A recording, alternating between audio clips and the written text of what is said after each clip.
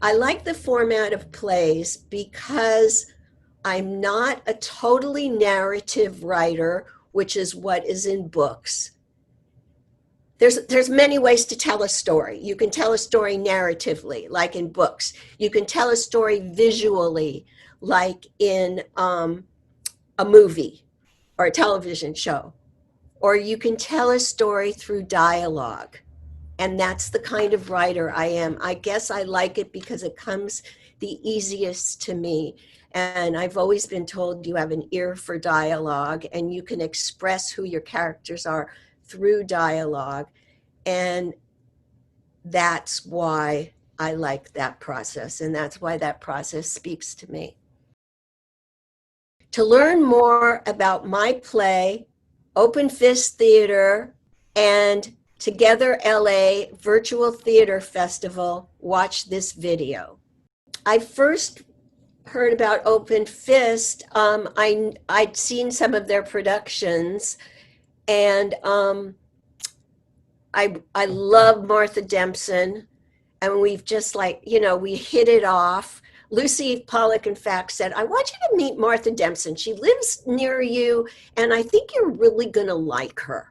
So we just had coffee a few times. And then when the opportunity came that I had something to submit to her, which was one of my plays, I submitted to her, and they put it in their First Look Festival. And that was like the first real step of development for me. And working with them was such a pleasure. I mean, I just love Martha. I love her sensibility. I love Amanda Weier, who's directing the Viduy. And Amanda Weir's direction on this is so exquisite. I mean, it took my breath away, really. It took my breath away. We didn't do a huge amount of development on it.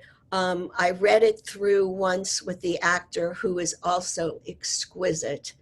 And as I heard it, I was sparked with a couple of little, what do you think about this? And they had a couple of little, I have a question about that. And we really just went through it one time like that. And then I was just blown away by what they did. And I'm really excited and really proud about it. The story came from a couple of different sources. It first came from, I have a 30-year-old daughter-in-law who I, of course, love dearly. And she and my son live in Washington, D.C. They're both journalists.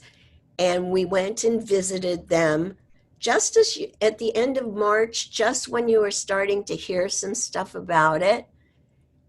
And a week or two after we got home, my son said to me, yeah, Elizabeth is not feeling good. She was sleeping all weekend. And then we found out that whoever sat next to her in her office tested positive, and she got it. And she was so sick. 30 years old, perfect health. My son, thank God, I mean, they were in a little apartment in DC that they never planned on being in. This little apartment, they planned on both being in their offices, but then COVID came.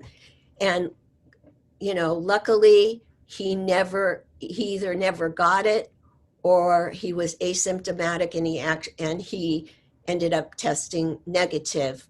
But she was so sick. And she and her mother and I were kind of frantic. And she started to get worse. And there was a Friday when they said, we've had a video conference with the doctor, and they said we should come in and she should be tested. So they bundled her up and they walked, and she was tested. And she was like, I can't breathe. And she was having, they tested her oxygen level, and luckily her oxygen level, thank God, was still up. But I remember that Friday, and her mother and I were just frantic. And I'm Jewish, But, in the last few years, since my kids have grown up, I stopped lighting Shabbat Friday night candles. Um, the rabbi who I was so connected with during my kids growing up, and who has been very supportive of me in theater, by the way, um, he had retired, so I wasn't really involved in the synagogue anymore. And that Friday, I was so frantic that I called the rabbi and I told him what happened. And there's a prayer called Misha Bayrak, which is where you ask for blessings for a person's health and for renewal of their health and renewal of their spirit. And I said, please, will you just say it for her? And I was crying, and I was just so upset. And that Friday night, for the first time in such a long time, I lit Shabbat candles and I said the Misha Bayrak for her as well. And I've done it every Friday night since, because she has recovered, but she has not fully recovered. She still is 6 months later having chest pains and using a inhaler. And she went for an echocardiogram, and she went for chest x-rays, and they couldn't find anything, but now they know that these things are lingering on. And so I was kind of within the character of the doctor who at the beginning of the play is so discouraged and feels so helpless. And then I started reading the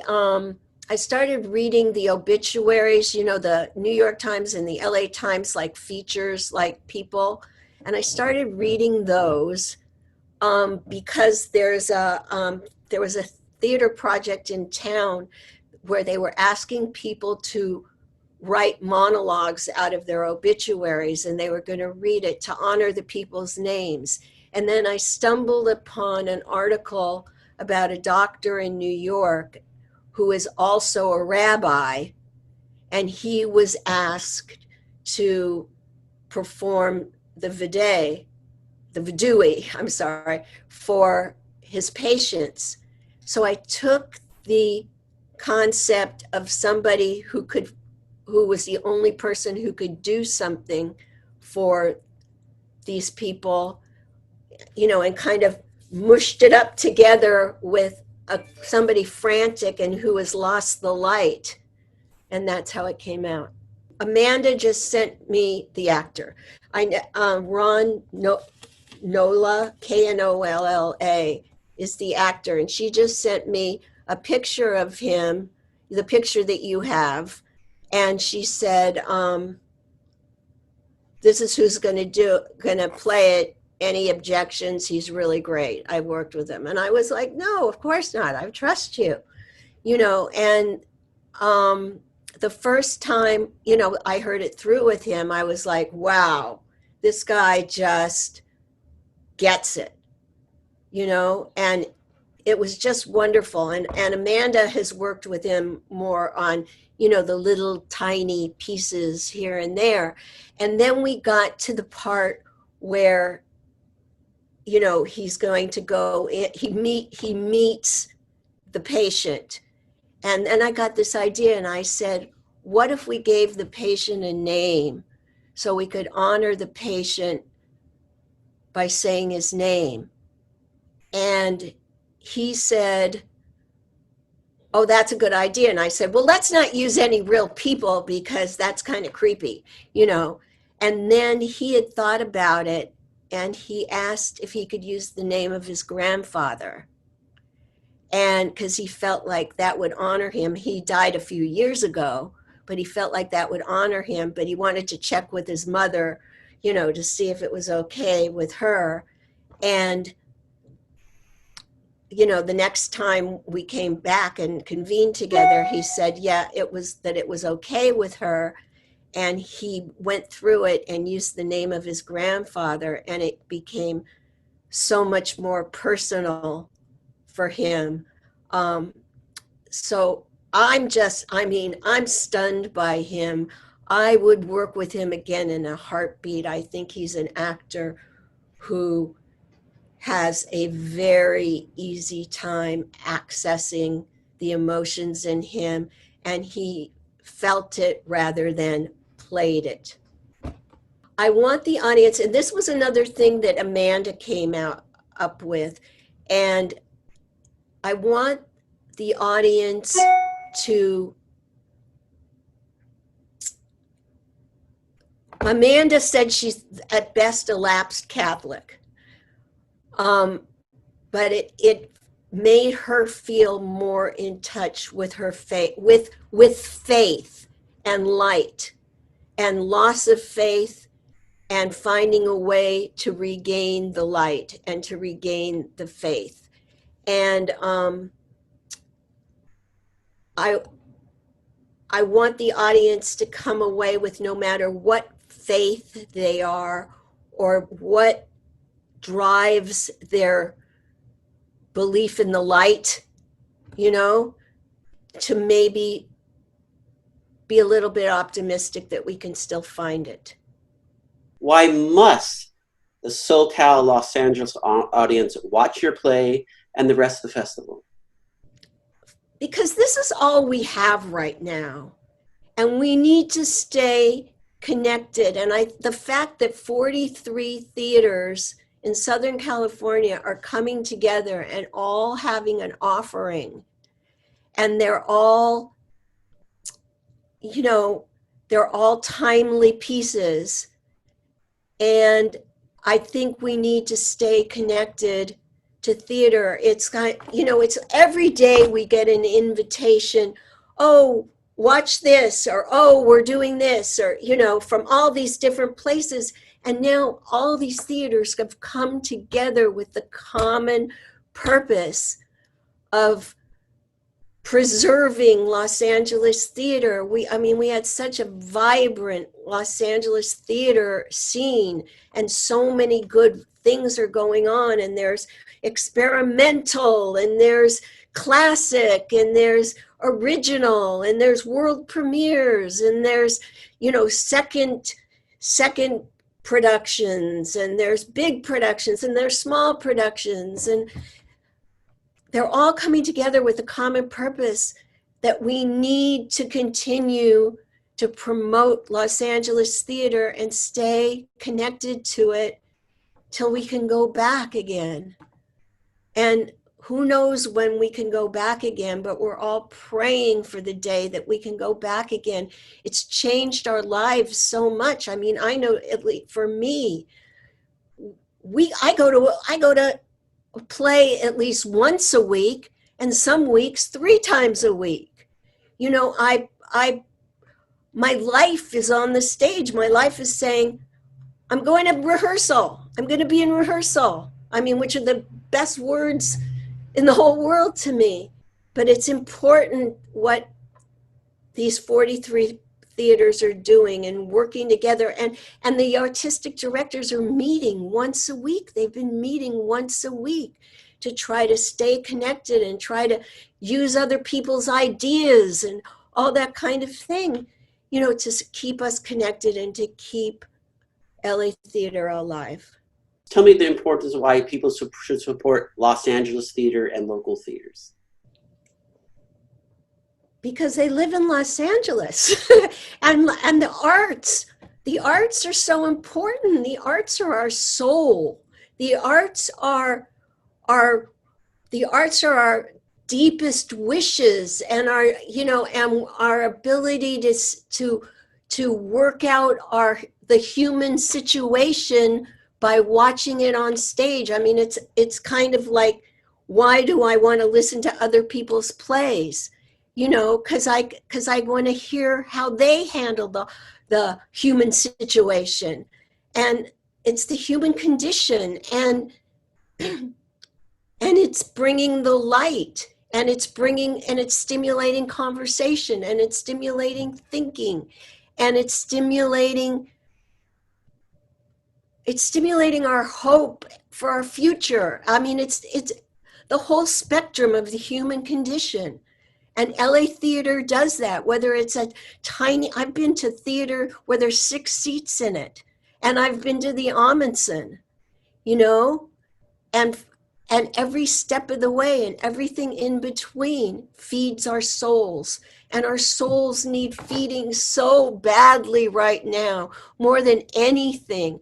And it's awful that during this time, the things that feed our souls, you know, theater, music, the Hollywood Bowl in the summer where we all stand up together and sing the Star Spangled Banner, the baseball games, sports, all these things that keep us connected as a community and as a people are are so challenged right now. And the fact that we don't have those things right now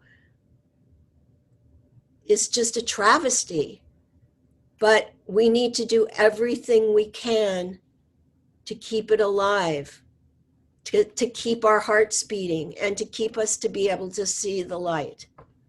Hi, I'm Wendy Graf, and I am thrilled my play, The Viduy, which is being promoted by Open Fist Theater Company and Together LA, a virtual stage festival. And my play is going up on Saturday night, October 3rd at 7 p.m. Pacific time. Together LA, a virtual stage festival, is 43 Los Angeles theaters banding together to participate, and each theater is promoting a 10-minute play about our current times right now over the course of 3 weeks.